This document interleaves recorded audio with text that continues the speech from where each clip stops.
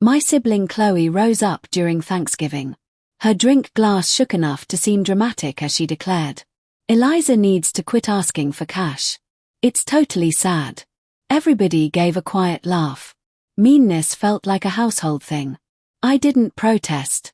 I just took my phone, started my banking program, and started stopping 6 years of hidden payments. Her charge cards, car loan, and other bills disappeared in less than 30 seconds. She didn't know what occurred until her phone began ringing non-stop. Rejected, rejected, rejected. You should have witnessed her face when she realized who was behind cutting the funding. But know that move was not payback. It was just the first step. Thanksgiving was always Mother's big show. The place was perfect, shining like a fancy magazine, filled with berry smells, shiny silverware, and a perfect centerpiece. Every year, my sibling Chloe did her grand arrival 30 minutes late. Her expensive jacket was beautifully thrown on. Her spouse, Ryan, trailed her, showing the certain rehearsed grin that rich guys like. Eliza always came unnoticed, holding a store pie and my vehicle keys. Nobody ever mentioned that I was on time. When you live as the household's second thought, you figure out to watch patterns. Mother would glow at my sibling with total love, but her sound for me carried a certain tone, half sorry, half criticism. She would say, "At least you've got work stability, Eliza," as if steadiness itself was a runner-up prize. Father would add in, celebrating my sibling's business spirit, easily overlooking her online shop shut after 3 months at a money loss. It didn't count. My sibling glowed with style. I managed money books. I made a bigger salary than anybody in the place. Yet, they would never consider me exciting enough to boast about. For years before that evening, my sibling phoned me crying. It was late night. Her sound was trembling. The usual sign that she badly needed help. "Eliza, I filled up a card on the cooking space update." She said quietly, "Ryan can't know this.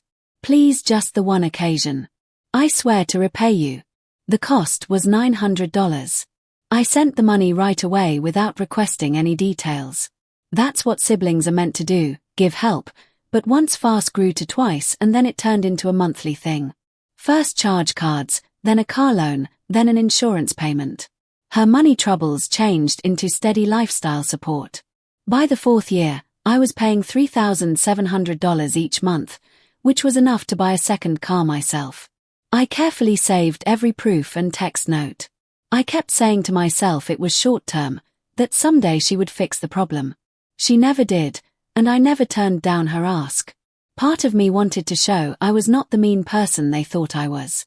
Another part feared the response if I quit. The household already saw me as distant. Turning her down would prove I was harsh. So I kept silently giving these unseen amounts to keep their dream of my sibling's perfect life. But that Thanksgiving seemed unusual. Maybe it was Ryan purposely dodging eye meeting or the fake, thin sound of my sibling's giggle. Something under the shiny surface seemed weak. I didn't know it then, but this evening became the final time they would ever look down on me. Supper started normally. Dad cut the bird like a pro, while my sibling told her story as if it was a TV program. Ryan just finished growing his work business, she said, handing him a glass of wine as if it was a big prize. "We are really thinking about purchasing the next property. The children want to have a swimming area." The group broke into cheers. I gave a polite grin that didn't reach my eyes and drank my drink. My pie stayed alone on the surface, pushed aside by her $200 snack platter. Then my relative, Jordan, said softly, "I'm drowning in school debt," she admitted. I hardly made smallest payments. I glanced up willing to help. "I can point you toward options to combine your loans." Mother stopped me right away, her voice cutting but nice. "Not now, Eliza.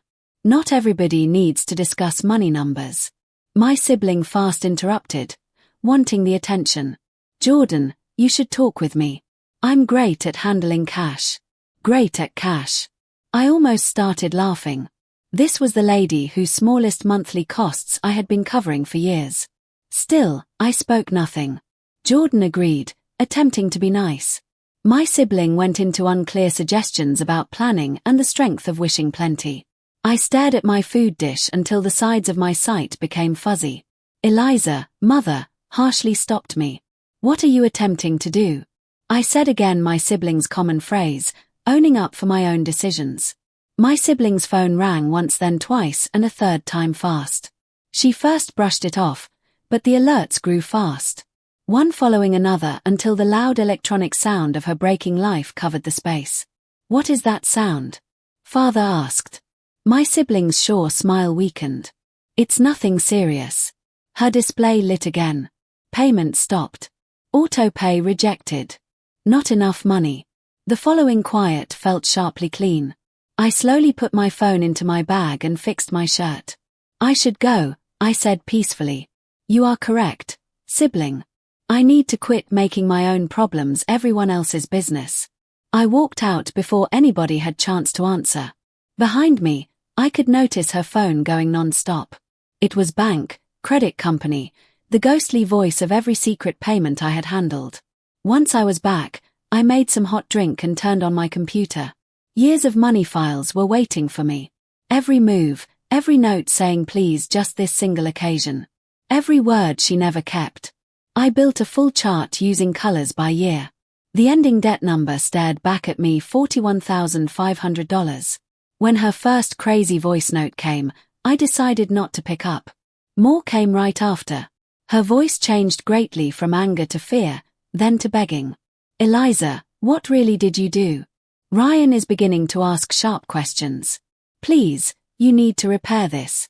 The following day, my folks began phoning. She is your family member, mother begged. You can't just quit helping her. I answered.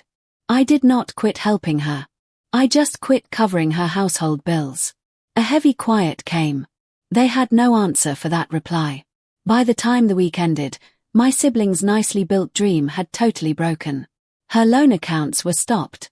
Her loan rating dropped. And Ryan was at last facing the money truth she had covered beneath her fancy outfits and online posts. The household's favorite special kid was having a major meltdown. And for the very first occasion, I felt no shame. I felt lightness, clearness, and escape, knowing that sometimes fairness does not need an audience. It only requires a hidden code, a firm will, and the guts to hit the stop switch. By Monday day, I stopped counting her phone calls. There were 19 voice notes and 42 text notes, each one feeling more desperate than the previous. At first, I wouldn't listen. I wanted total complete silence. But when I finally heard them, they felt like a real confession of blame. Eliza, what in the world have you done? My costs are coming back. I'm asking you, Eliza. The lender reached me. Ryan is losing it. I'm serious. This isn't a joke. Then there was a note from my mother. Chloe is really troubled. You need to fix whatever issue this is. Fix. That one word had followed me my whole life.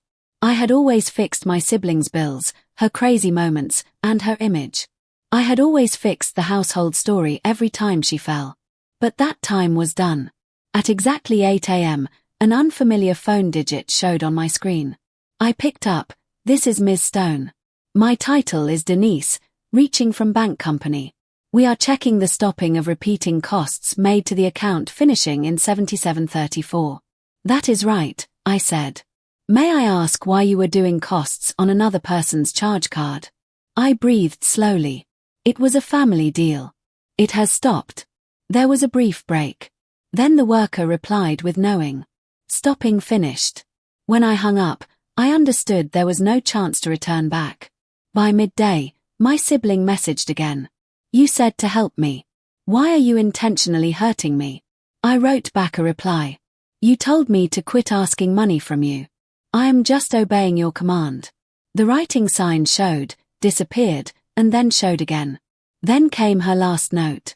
I right now owe $88,000 in bills. I can't repair this by myself. The clear fact, typed out, the total she had kept from her spouse. The truth I had protected for so long. I didn't answer. I just grabbed a picture, kept it, and placed my phone down. That evening, my father made a phone call. His voice measured the way it becomes when he is purposely attempting to seem logical. Eliza, your sibling is dealing with real trouble, he said. Her charge card. Companies are saying to deliver her accounts to collectors. I am knowing of that, I answered. Then you must step in and do something. I already did. Something, I stated. I stopped paying her monthly costs. He made a big breath. That is heartless. She is your household. I was her household when I sent $41,500. I responded. She never returned it. I stay her family member now. I am just no longer her money safety thing. You've shifted greatly, he said. No, Dad. I just quit acting that this deal was love. By Tuesday, the team chat for the household was active with movement. My aunt, Patrice, phoned me to talk. Next, my relative, Kevin, delivered a message followed by a sound note from Jordan. I purposely brushed off all of them until Jordan's next note came in. Eliza, I just found the facts. She claimed everyone you were always asking her for cash, all while you were really covering her costs. That is unbelievable. I could notice the pure shock in her sound. You really need to share people the truth. I don't have to, I said calmly. The truth is already reaching up to her. And truly it reached faster than I had expected. On Thursday night, my phone buzzed again. It was Ryan, her spouse. I stopped briefly before picking up. Hey, he began, his sound tight. I needed to check this straight with you. Have you been covering her charge card totals? Yes, I said. For how long were you paying this? For years, I shared with him. Quiet came. Then a noise that was half a worried breath and half an empty chuckle. Good Lord, he said. I didn't plan to get between you both. You weren't getting between, I stated. You were just standing below us, holding her up. He didn't know what to reply in return. He kept talking. She claimed you felt bitter because you couldn't handle your own money. I really trusted her. I took a pause to gulp. Well, now you have the truth. Yes, now I have, he said. Ryan did not seem mad at all. He seemed really worn out. It was the kind of tiredness that comes after years of lying to yourself. He said his thanks, then gave an apology. He didn't say sorry for my sibling, but for believing the bad version of things. Friday day, my sibling showed at my place. She had no makeup. Her eyes were clearly swollen and she was dressed in pants that surely cost more than everything I was dressed in. She looked tinier than I had ever seen her. May I come inside? She requested. I likely should have said no, but I stepped back. She settled at my cooking table and began touching the edge of her drink cup with her hand. I ruined everything, she said. Yes, you sure did. I responded. I was having too much at Thanksgiving. I just needed them to think I was doing well. I didn't intend any of those things I spoke. You named me a beggar, I said to her. Her bottom mouth began to shake. I was scared. Ryan was becoming doubtful of the money. I figured if I made you look worse than you. I finished her words for her. She just agreed. I have no clue what to do, Eliza, she said quietly. The charge accounts are all stopped. The vehicle might be taken. Ryan is mad. I stayed quiet. Please, she asked softly. Just for a few months, I swear I will get work. I will surely repay you everything back. You've been giving that same word for 4 years, I stated. Out. Her crying began to run fast, messy, real crying. You don't understand. I'm going to lose everything I own. No, I said. Softly. You already dropped it. She looked as if the truth hadn't hit yet. I rose up and pulled the place door. I can't help you, I shared with her. Not this occasion. She stopped at the opening. I truly am sorry for what occurred. I think you are sorry that your ideal life is finishing, I explained. But I don't think you are sorry for the things you really did. She walked from the place without another sound. That night I rested on my couch, my tiny silent couch in my tiny silent place, and made out a long breath for what seemed like the first time in years. My phone shook only once. A fresh text note came from Ryan. She truly intends it when she says she's sorry. I am grabbing control of the matter now. She has begun a work. Thank you for everything you did. I didn't answer to him right away. Some things are best kept unspoken. Real payback isn't always loud or showy. Sometimes it is the soft, constant noise of a entry that at last stays closed. And in that coming quiet, I began noticing the beat of my own life starting again. By the time warm season came, the tale of that Thanksgiving moment had been totally picked apart by every branch of our wide household. The older folks whispered that I had turned cold, while the relatives phoned me alone to share me. I had done the right choice. I didn't fix any of them. I was totally done with fixing people's views. Ryan traded my siblings' big SUV and got her old car. Instead, he stopped their fancy trip to island vacation, took control for all their accounts, and made automatic bill cost moves. My sibling began work at a nearby shop, doing 40 hours a week always on her legs. The person who used to share pictures from top holiday places was now sharing photos of tidily arranged sweaters and sale purses. Mother attempted planning household meetings to push a fixing between us. I came, but I wouldn't act my past part. I carried my own meal, grinned kindly when needed, and left early. My sibling actively skipped making eye meeting with me, and I felt no want to run her down to mend things. One day, around 6 months after that important evening, my phone told me of a payment. $500 had been moved into my savings account. A message right away came: first cost. It will take 16 years, but I promise to repay every single dollar you gave. I looked at the alert for a long time. Part of me felt the push to send the cash back. Another part knew that she totally had to do this for her own reason. I wrote 2 quick words: got it, thank you. Life moved calmly after that. I sent the $3,700 I used to give monthly into savings accounts. By the next Thanksgiving, my money had grown by 34%. I still kept a plain way of life, but now every bit of stuff, every calm morning drink felt really mine.